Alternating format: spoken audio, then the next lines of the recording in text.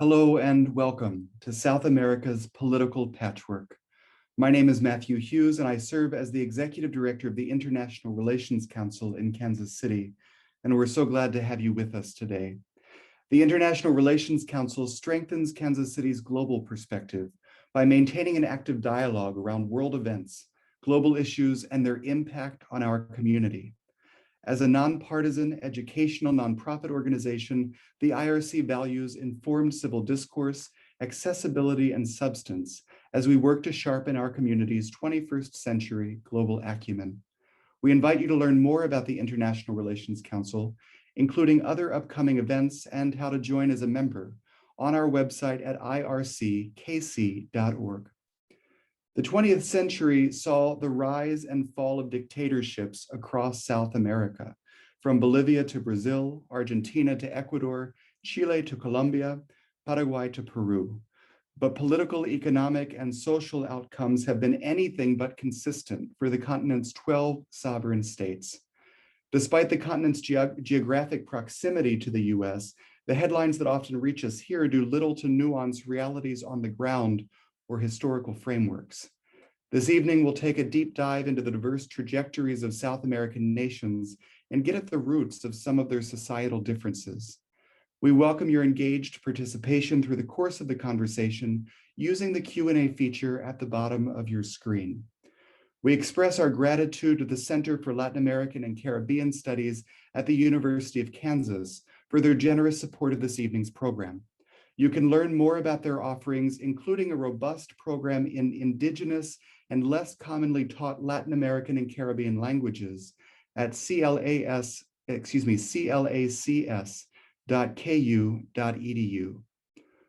All our programs at the International Relations Council are special to me because they help to connect our Kansas City community with what's going on around the world.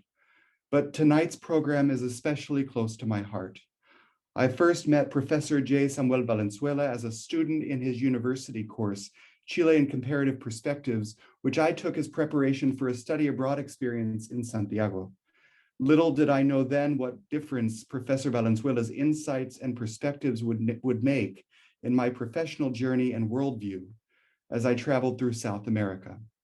All these years later, I speak Spanish and Portuguese. South America has easily become my most traveled continent. I can still recount the biography of Chilean independence leader Bernardo O'Higgins, and world affairs education has become my profession and passion. Professor Valenzuela is Professor of Sociology at the University of Notre Dame. His publications have focused on the origins and development of electoral processes, on labor movements and politics, on oppositions under authoritarian regimes, on democratic transitions and consolidation, political parties, problems and theories of development, and comparative methodology. Broadly read and cited, his work relies frequently on careful examinations of the Chilean case, placing it in a comparative context drawn usually from cases in Western Europe and the Americas. Professor Valenzuela, it is a real joy to have you with us here today. We welcome your remarks and look forward to engaging you in Q&A later on in the program. Well, thank you very much. I am deeply honored to be here. I have a special place in my heart for Kansas City. My uncle Arnold V. Arms lived there for many years, a medical doctor, and he helped me get through my graduate studies at Columbia University. So being back in Kansas City through this virtual means is a pleasure. And thank you very much, Matthew, for your words. So I'm going to say a whole bunch of things that cover a whole historical era and so on, a complicated story of Latin America in comparison a bit with the US and Europe. But let me start by maybe what is a minor point, but a good way to start this discussion. And that is that it often occurs that when people speak about Latin America, they start with one country, two countries, and the problems that they see there, they generalize to the whole. So it's a bit like if someone were writing on Europe, well, focusing on a deplorable case that occurs in, say, Albania, Moldova, Ukraine, I don't know, other minor countries in Europe, and then calls that Europe, that person would be, well, making a big mistake, and everybody would see it as such. And yet, that is what happens all the time when people talk about Latin America. They talk about a specific country or two, a specific problem, and then they take that as if it represented the whole of Latin America. So for instance, in a recent article in the New York Times about the COVID crisis, reporters Julie Twikowitz and Mitra Tag wrote, "The bodies are sometimes abandoned on sidewalks, and new burial grounds have to be cut into thick forest." Then they conclude, "The crisis stems in part from predictable forces, limited vaccine supplies, and so slow rollouts, weak health systems, and fragile economies that make it impossible to impose or maintain stay-at-home orders." So would anybody write on Europe like that? But no, this is Latin America. So people write on deplorable things that they find in a couple of places. In this case, this comes from basically images that we've seen in Ecuador and in Bolivia, as well as in parts of Northeast Brazil. But then this all supposedly happens in Latin America. And this goes on all the time. Well, in this particular case, it doesn't seem to matter to these reporters that there is indeed a very, very fast rollout like that in the US, in Chile, of vaccines. The same is occurring now in Uruguay. Chile has a very robust health system in which no patient has ever lacked a nice intensive care unit bed because they have been expanding as the hospitals begin to fill up. And so it also has Chile, the fifth fastest growing economy in the world since 1990. And so there's always an exposition to Latin America through the aspects that are dysfunctional, be it corruption, violence, economic stagnation, political instability, and so on. But what one should apply to Europe should also apply to Latin America. That is, that one does not begin a sentence with the words "in Europe" or "in Latin America" and then follow it with something else, because if one does that, then even although it may be trivial, it usually is untrue, right? Only the most trivial things could one generalize to the whole continent. Like, for instance, that Latin America initiated when it was conquered by the Portuguese and Spaniards. So what gets missed in this is the great diversity that exists in Latin America. Economically, the difference between Chile and Bolivia, for instance, is the same as the difference between the US and Mexico. So I dream of the day in which people will begin to see the diversity of experiences in Latin America, in conditions in Latin America for what they are, and that we get to a better plane of discussions of the continent. So let me say something about the historical background and then come back then to the issue of military dictatorships and democracy. The US is always presented in the literature and in newspapers as an exceptional country in contrast with Europe. But a lot of the history of the US is actually shared also by the Latin American countries. Both were created out of European migrations to the New World. Both had confronted native peoples whose members were greatly diminished by the pathogens that the Europeans brought to the Americas, for which the indigenous people had little immunity. Both developed their economies initially using African slaves, whose experiences subsequently differed greatly after independence. In some countries like Argentina and Chile, slaves were freed right after independence, and in others much later, as in the US, Brazil, and Cuba. And with the exception of Brazil, which continued with a monarchic government until 1889, all the Latin American countries adopted the presidential form of democratic constitutions that was first pioneered by the United States in the Philadelphia Convention. They also all adopted a very expansive version of male suffrage being the standard of the time at the beginning of the 19th century and all the way through to the 20th.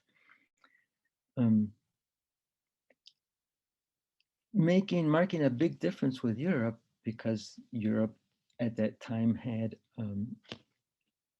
censitary suffrage, in which working class people were excluded from the vote. So what made the US exceptional in this literature was the fact that the US extended the suffrage to a very large body of males because they were property owners according to the standards of the 1430 electoral law that existed in England and which was adopted in the United States.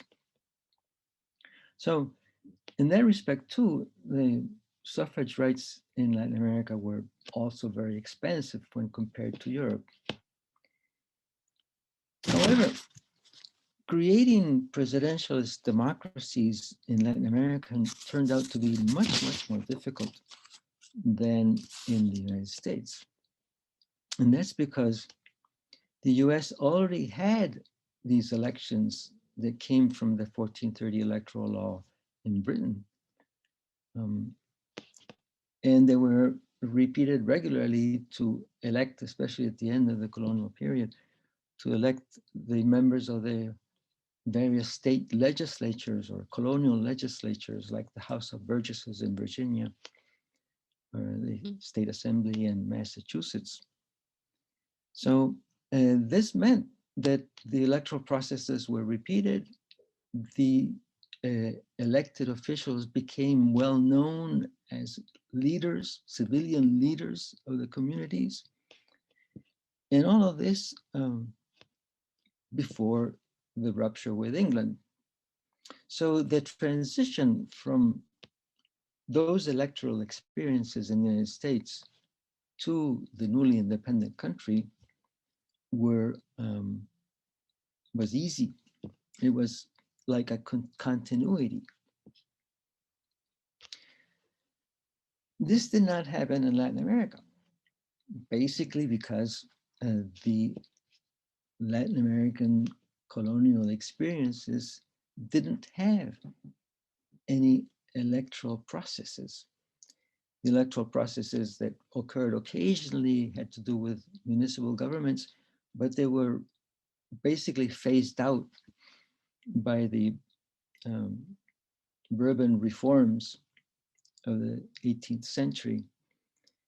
And so when Latin America tried to go to a democratic presidentialist regime, it had to run elections without any national political class of elected officials as existed in the US, and without any parties, of course, no parties were available, and with zero experiences prior to that with national electoral processes.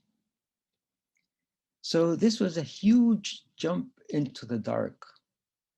And this made the process of going to a democratic transition out of the colonial rule much, much more difficult than what occurred in the United States.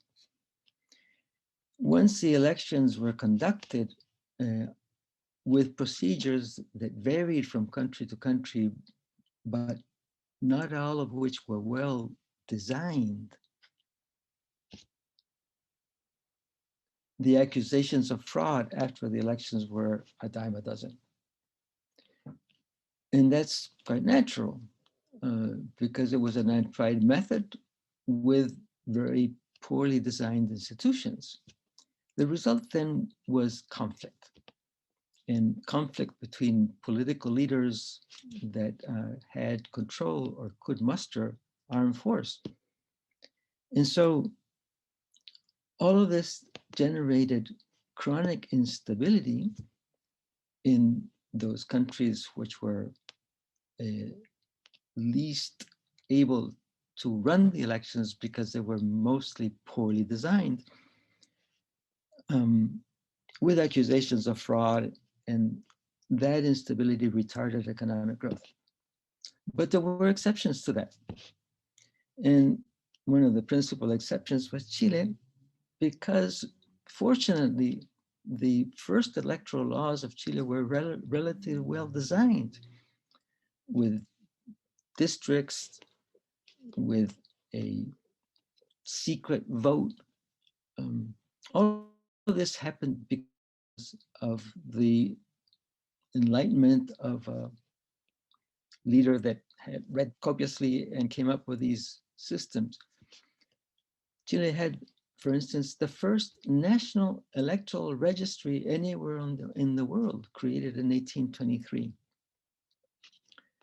So it started to have election after election after election after election. And at a certain point, a military leader could only win power if he did indeed win elections against his opponent. And so since he was a humble man, not a high status guy, the only reason he could really control power was if he demonstrated that he had won these elections. And so that initiated the country very precociously on an electoral route. And Chile had elections at least once every 3 years, all the way down to the military coup in 1973, which was partially sponsored, as you all know, by the United States. So the first real military dictatorship Chile had was with the Pinochet regime in 1973. Now, Chile also grew as fast as the US did in the 19th century. And this was probably also a relation connected to the fact that it had a stable process of governmental renewal. Now, Uruguay, Colombia, and Costa Rica are runners-up to Chile in this respect. They did develop electoral procedures, which they kept to for different reasons, with some interruptions. But in other countries, military coups were much more frequent, and therefore their governments were, and their democratic experiences were more fragile. This meant also that the parties in those countries were less well developed. So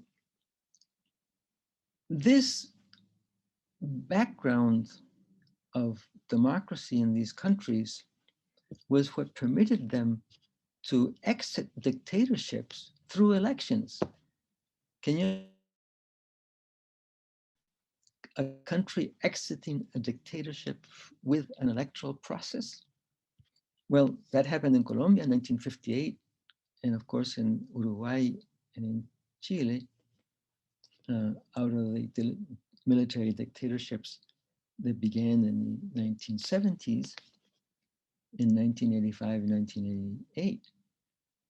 Now, the reason for this is that the military themselves, in countries where there is a long-standing sequence of democratic electoral procedures, the military themselves don't feel as thoroughly legitimate as they would if that background did not exist. And so they tried to, the military regimes, to initiate some kind of an electoral legitimation, but with a country, in each case, that was accustomed to elections, with people who knew how those processes worked.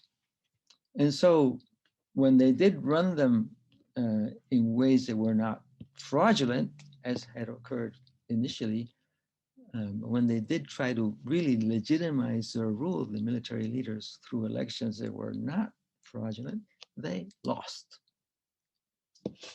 And so these were cases of re-democratization, and they demonstrated the solidity of those democratic experiences in those countries. Now, out of that experience, through a Chilean initiative, came the adoption by the OAS of the Democratic Charter. So it calls for sanctioning countries that deviate from democracy by excluding them from the OAS. And the Democratic Charter was employed several times in order to prevent military coups from being maintained, pursued in various countries in Latin America, including in Paraguay at a certain point when my brother Arturo was member of the National Security Council in the US. And he flew to Paraguay and told General Oviedo, who was making this coup against President Vasmosi, you can't do that. It violates the Democratic Charter. You're not supposed to do any military coups. And so Oviedo said, what? Does this mean that we can't do any more military coups in Latin America? And my brother said, no, you can't. And that was it. So yes, in several places, this worked. Now, the only deviation to this process has been the undermining of a democracy through a different means. And that's what Chavez did and Maduro has done. So the charter has not been effective against preventing that kind of deterioration of democracy by people who did indeed win elections initially. So that deterioration of democracy takes place when elected officials begin to chip away at democratic institutions. Now, this process has been unfolding in Europe as well, especially in Hungary under Orban. Going on to a third point, it is often stated in the literature that Catholicism is sort of contrary to democracy, while Protestantism buttresses it. And so often in the literature on Latin America, one sees comments like, well, it didn't have a Protestant country, so being Catholic, it's authoritarian and less prone to become a democracy. Well, this argument doesn't seem to apply to Germany or to the US, where Catholics were always pro-democratic. But the argument is, well, but they're not the majority in those countries, right? And so in majority countries, like in Latin Europe, then Catholicism is associated with authoritarianism. But that argument forgets, for Latin Europe, that the Catholic forces in those countries were tied to failed monarchies that were replaced eventually by Republican democracies. And so there was a conflict between Republicans who advocated for democracy, who were anti-clerical, and Catholics who were tied to the old monarchic traditions and basically to the right. That did not happen in Latin America. The first Catholic part, majority Catholic part of the world to adopt democracy was Latin America. And so, given the existence of these electoral processes in the 19th century, more so, as I said before, in Chile and Colombia and Uruguay as well, although Uruguay was always a very secular place. Given the existence of that democratic continuity, then there were also parties and social movements associated with Catholicism that were profoundly pro-democratic. It was the Catholic Conservative Party that advocated the extension of suffrage both to men and women in Chile. So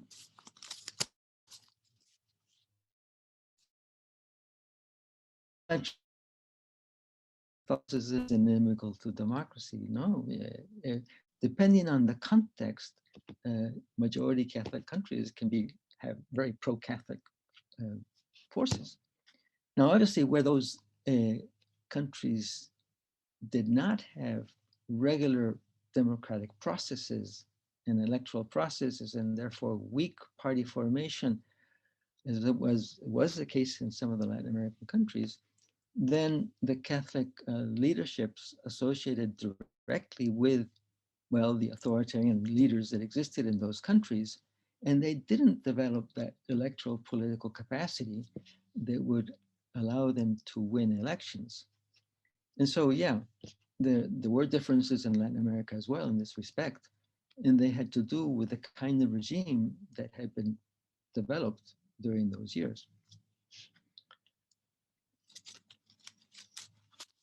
A fourth topic is that of inequality in Latin America. Normally, people will say Latin America is the most unequal part of the world. Well, the point is, the Latin American statistics are very exact.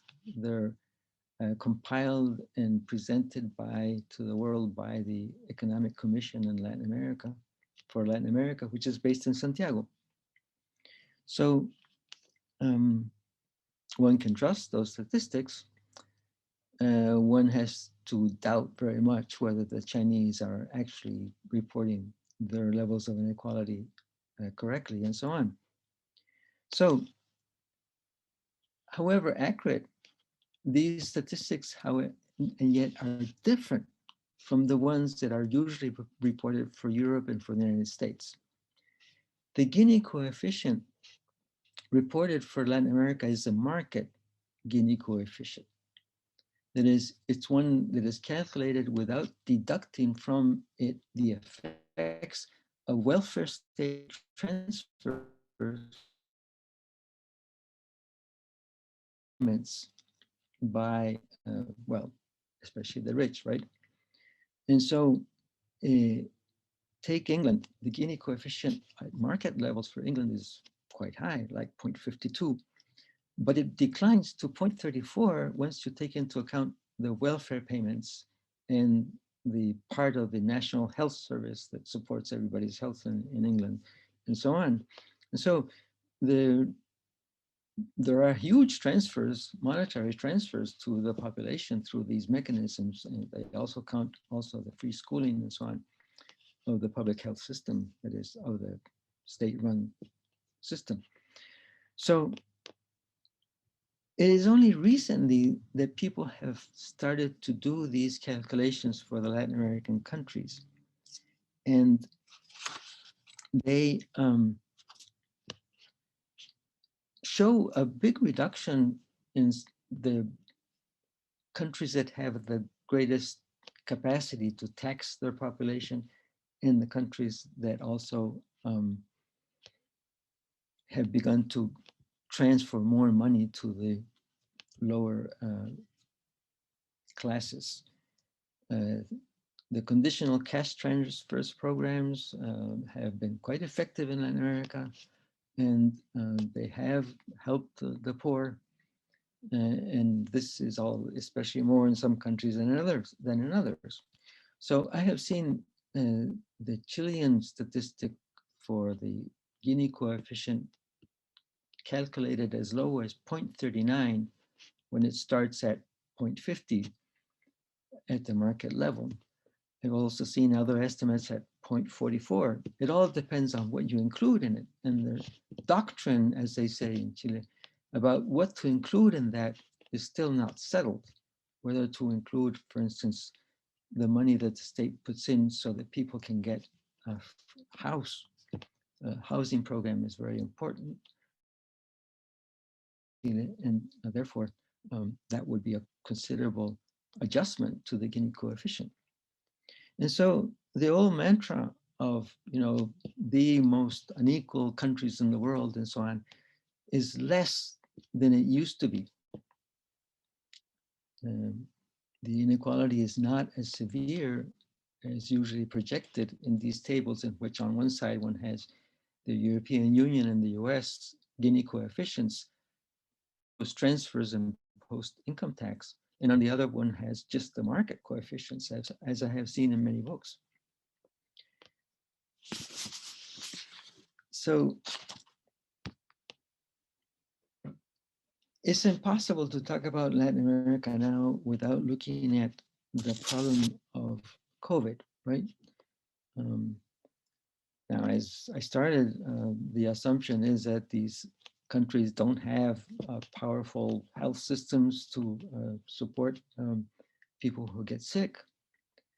But, well, in the Chilean case, for instance, the authorities from the very beginning decided that they would treat all COVID cases free of charge for everybody, and in whatever hospital had the necessary beds and facilities to do so, private or public.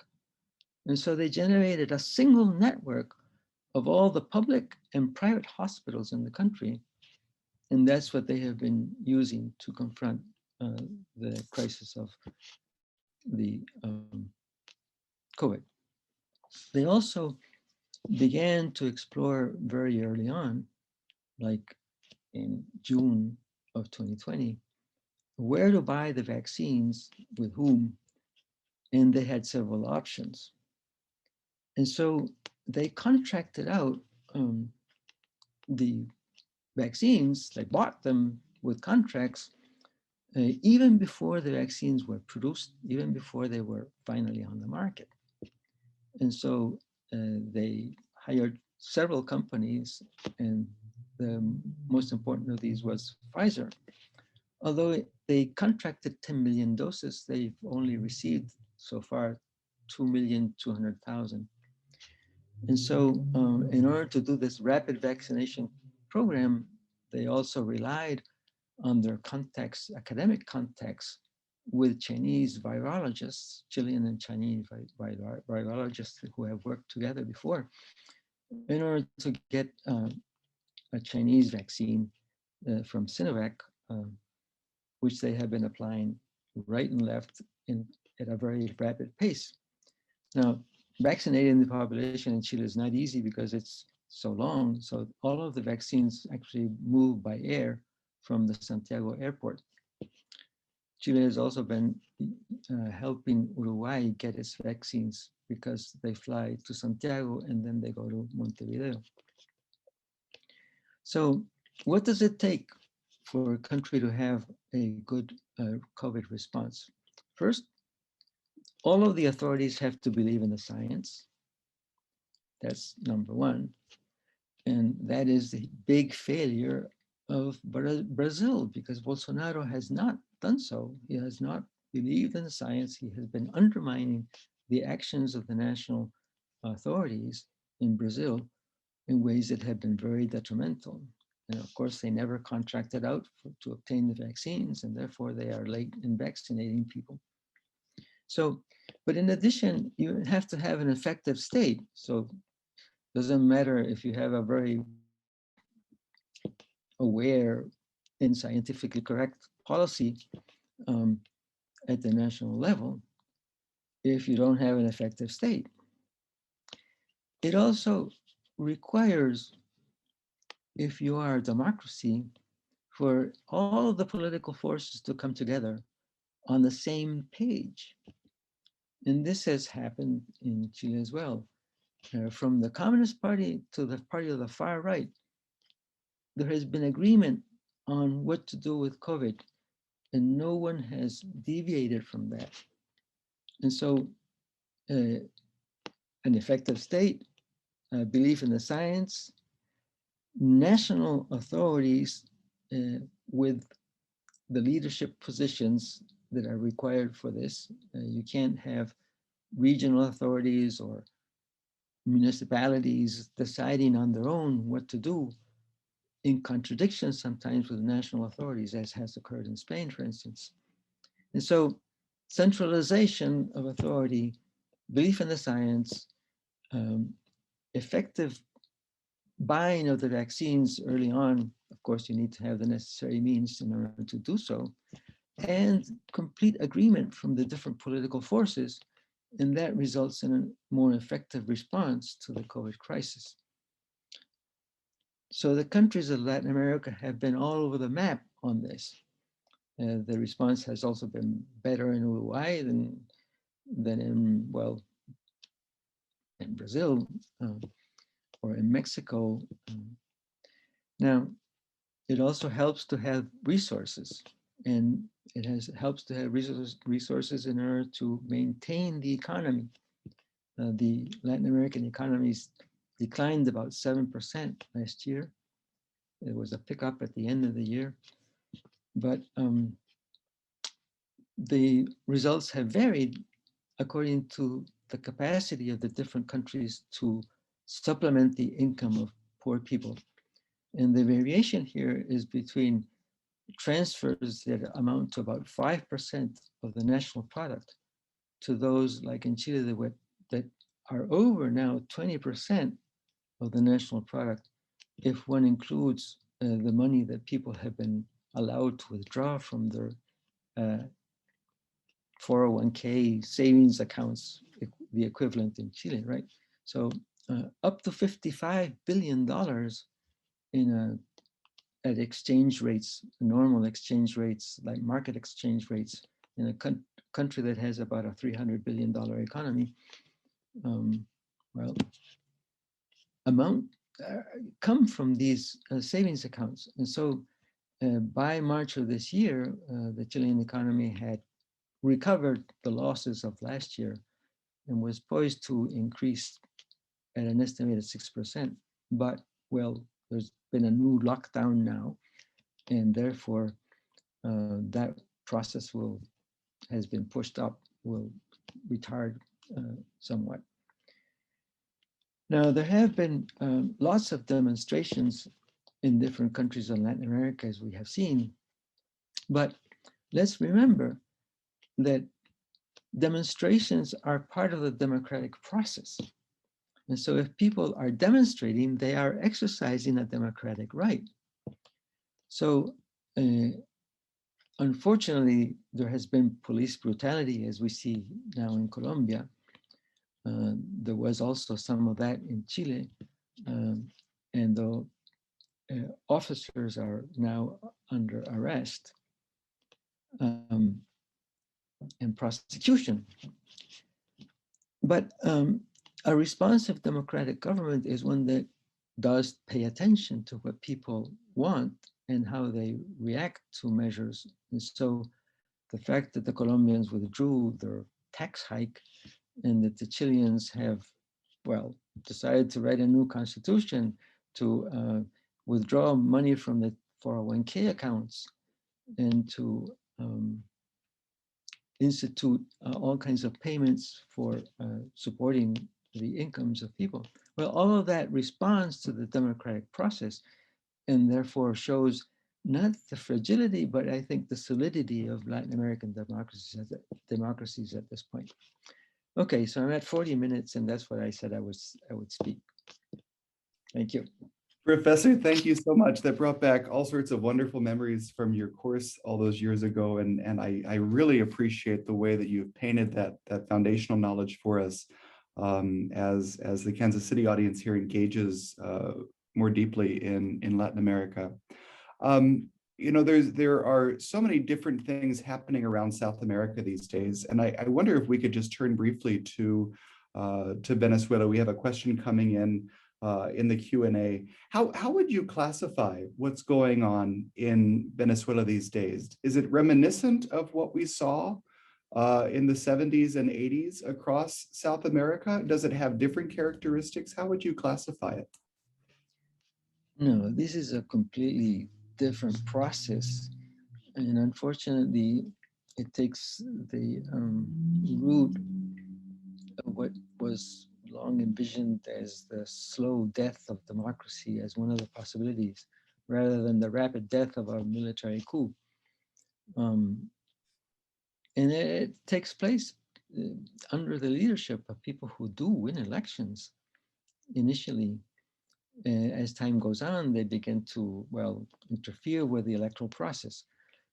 And this has been described quite well in a book, How Democracies Die, right? And the process takes place with, after having won an election, you basically begin to interfere with the courts. You displace the members of the Supreme Court. You put your people there.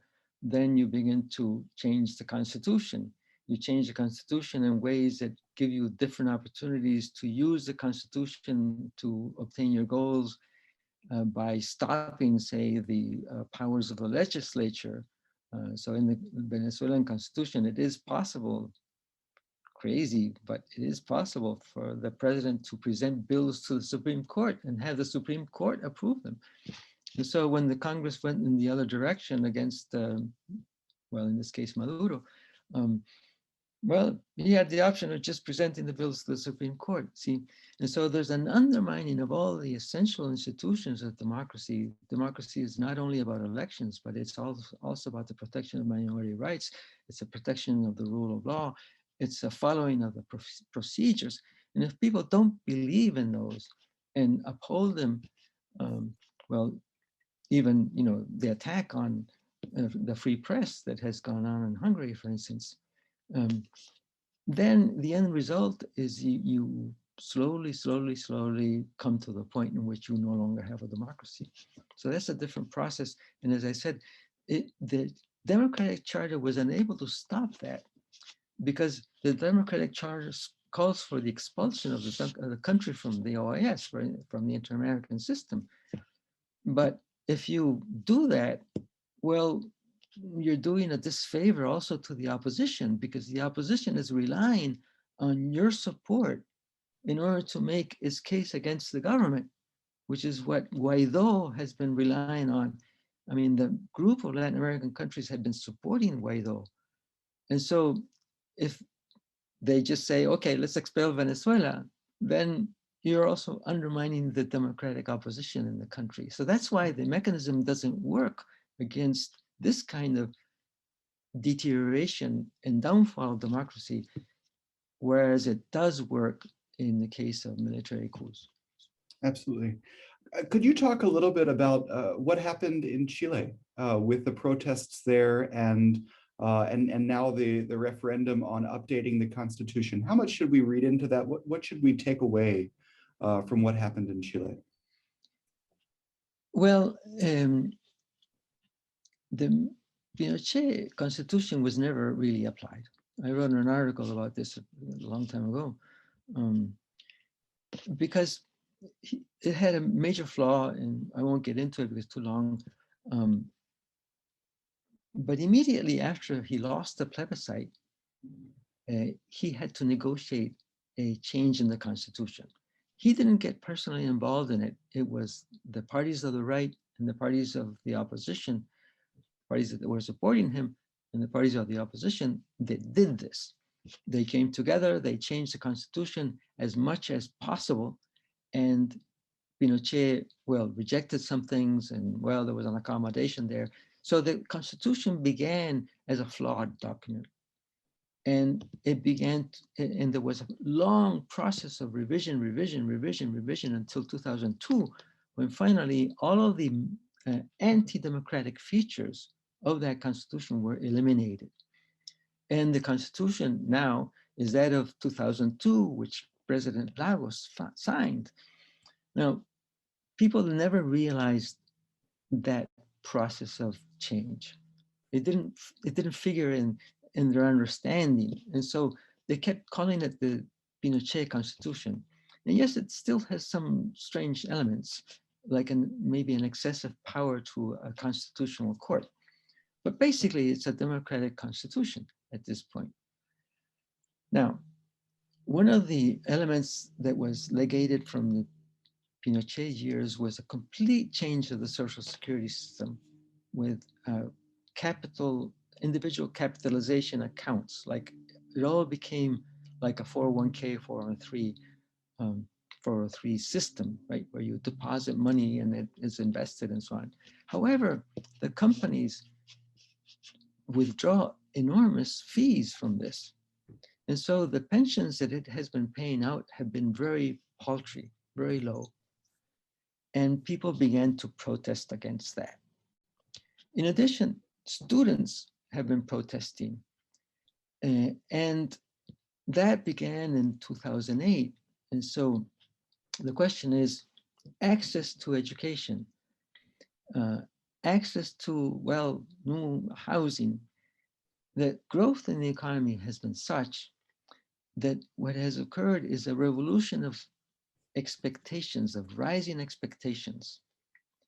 So poor people say, go out and buy a car, but then they get on the highway and have to pay tolls that are practically the highest in the world, right? And so what's the car for? Plus you get on the highway and you get stuck in a traffic jam, right? And so the house that they gave you, well, it was great, great, great house, but well, look, it's rather small, isn't it? So I have to build it up. And so the education, oh yeah, everybody has the right to go to the university. Yeah, everybody. Yeah, but how much does it cost? And so, yeah, there are programs to support you, but are they enough? You see? And so the population has high expectations that come from this growth, and therefore a great capacity to protest when things are not going exactly at the pace that they want. And so add those protests over these specific issues, right? Access to more goods, better everything. There is already universal health care, but if you have a certain income in some programs and you, therefore they will charge you a certain portion, right? And so there's less of a largesse for the middle class than for other groups. And so that has built up and people then protest because of that. As I say, it's an expression of democracy, right? And so to that, they have now added the Constitution. Let's change the Constitution, let's change the Constitution. And as a result, well, the Chilean state has conceded, and said, yes, yes, yes, we will do this, we will do this. And so now there is a completely unprecedented constitutional convention that's meeting on the basis of elections that are supposed to take place this weekend. Constitutional convention that is split down the middle between 50% women, 50% men, practically the first experiment of this sort in the world. And it should generate a new constitution. My prediction is that they will basically generate a constitution that falls within the line of the traditional constitutional notions that are well ingrained in the Chilean mind since 1828. With not many changes from that, with some expression of, the need for the state to provide for welfare of this, welfare of that, and for equal opportunity for everybody, and so on. All these things that would come to, groups that are more progressive and well, that everybody would sort of agree with. Although not a good idea to put in a constitution. A constitution should be just a formal set of how you do things, right? The Swedish constitution has only one article about welfare, and that is literally the king oversees the welfare of the people. That's it, right? You don't need any more than that. So people want to add more of that to the constitution. I think that's a mistake, but that's what will result. A constitution that is very heavy on aspirations that are stated generally, and then something that follows the Chilean constitutional tradition. We have a question coming in about Brazil and Bolsonaro, and I think arguably he is probably the South American leader that's best known in the US right now. I'll broaden the question just a little bit and ask, with recent elections in Ecuador and Peru, we're seeing a move to the right in some of these countries. Do you think that is Bolsonaro onto something? Does he indicate a trend line in South America, or is he more of an outlier? He's an outlier. There have been 5 presidential elections in the Americas since COVID began, including the US. All 5 have been lost by the incumbents or the incumbent parties. So there is a COVID effect here of loss that, in part, sometimes more, sometimes less, in part reflects a disappointment with the leadership vis-a-vis COVID. Now, this may occur in the other direction too, right? There may be support for a government that has done COVID well. And maybe we'll see that in the near future. But the effects of COVID are quite significant. It is one of the biggest crises ever that people have experienced. With Bolsonaro, he is just a basket case of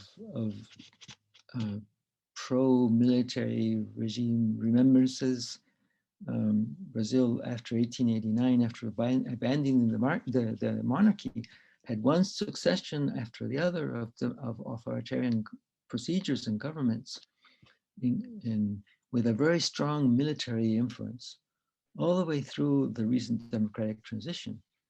And so that stands very heavily in the Brazilian historical memory, and Bolsonaro picks up on that and glorifies it. So it's very unlikely that he will ever be able to successfully run for office again. And the leadership of the states, especially of Sao Paulo, has taken up the slack. And so they have tried to institute cogent policies. They have very high scientific capacity. The Butantan Institute is a very prestigious institution. So they have all the wherewithal to do everything that they need to do. And so it's much more likely that the next presidential election in Brazil will go to the center left. The Venezuelan refugee situation is severe and has only gotten more challenging because of COVID. Could you comment a little bit on the impact that that's having on neighboring countries in Latin America? More than 5 million people living outside of their home country. 7.5. Yeah. 7.5 million Venezuelans have left, and 2 million of them have walked into Colombia. There are 1,400,000 people who have come into Chile in the last 2 years, not only from Venezuela, heavily from Venezuela, but also from other countries, including Haiti.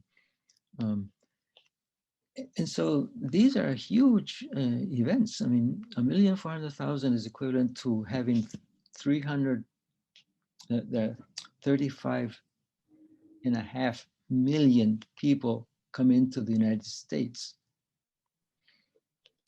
35.5 million people coming to the United States. That's huge. And so it has a tremendous effect on wage scales, right? Because people are flooding the labor market. It puts pressure on housing, on schooling, and so on. And so it is a big crisis, and part of the protests in especially Colombia, but also in Chile, have to do with this. That at the same time that there are these heightened expectations, the labor market wages have been stagnant because of the huge competition from a larger pool of job seekers. Now, eventually, given the low birth rate in Chile, having migration is a good idea, right? And so um, you don't want to have, however, a massive migration of people who have absolutely nothing, that walk in with the clothes on the backs and whatever they can stuff in a suitcase, if that. And so, yeah, this has been a tremendous crisis for the Latin American countries. Now, it should be noted that the Latin American countries have not created like refugee camps, as you can see though in Turkey and in a long-standing basis in Jordan, in other parts of the country of the world too, like even in Europe, um, Bangladesh, and so on. No, these are not refugee camps. The people walk into the countries and they are integrated into the fabric of the national societies to which they walk in. And that is really generates a lot of difficulty because when you isolate people, well, they may be terribly off, but they're isolated from the rest of the national society and it doesn't affect it as much, right? But when they're incorporated into the national society fully, that impacts schooling, health, and the wages of the labor market and so on. So it's a big crisis. We're coming down to just the last few minutes, and I think we would be remiss if we didn't look at the relationship with the United States, between the United States and South America. We know that there's been a pretty widespread skepticism over a number of years because of past US involvement that you cited earlier in Latin America. With the Biden administration now, where do you see, what is the US's disposition toward South America? Is there an eagerness to get involved, an eagerness to support? Is there an eagerness to stay out? Where would you say that line is? Well, everybody around the continent is eager to cooperate with the United States and to have good relations with the United States. That's a given. Probably even the Cubans if they had the chance. And so having a change of government from well, Trump to Biden is seen as a very positive thing, given the ill disposition that Trump had towards other countries, not only in Latin America. And generally speaking, democratic administrations have been more favorable to promoting good ties with Latin America. Memorable, for instance, are the Carter initiatives on human rights. Nobody in the continent has forgotten that. And so, yeah, Chileans say, well, wouldn't it be nice if the US were to express a little bit of remorse for what happened during the years? But on the other hand, Chileans also know that they messed it up too. And so spreading the blame around is not a conducive game to anything of positive value. And so people in Chile, right and left, try to get along, and the right has moved to a very democratic, pro-democratic position. Even those that were accompanying Pinochet, they always saw him in the end as an anomaly, given the long history of democratic governance in Chile. And so they have just completely repudiated any thought of that dictatorship having been a positive thing in general, although some still say that the economic growth in Chile came from that, which is a questionable proposition. Because the average growth during those years was just basically 1% per year per capita at a time in which the birth rate was falling. And so basically it's the 1% comes from the falling birth rate rather than the growth. Anyway, all these are bygones, and people look to the future, and everybody wants to have a very good relationship with the United States. And so Latin America is not a problem for the US. And that also means that people in the US pay much less attention to it. And that's unfortunate.